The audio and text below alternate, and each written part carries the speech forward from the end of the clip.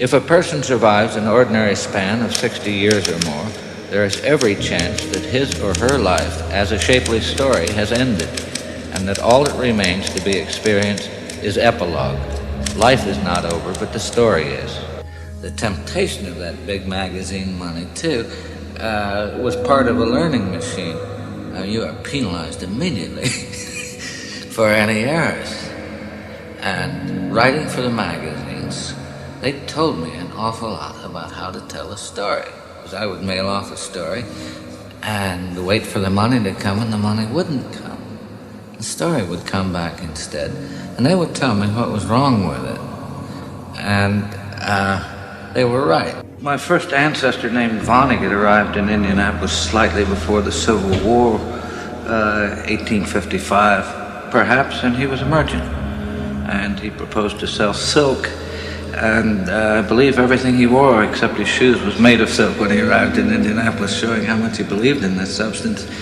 But he soon started a general store selling shovels and pickaxes and rifles and all that. And when I was a child, there was this large hardware store in Indianapolis, the Vonnegut Hardware Company. I, in fact, worked there as an elevator operator and working in stockrooms and so forth when I was a boy. We talked about the branch of the family, the hardware branch, and we felt superior to it, as my grandfather had been an architect, was an architect.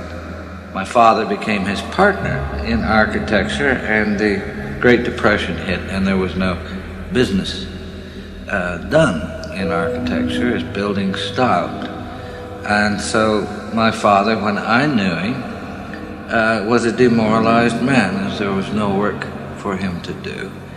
And he had every reason to be grumpy and melancholy, as there was no way for him to make a living. And so he was in a state of embarrassment when I knew him.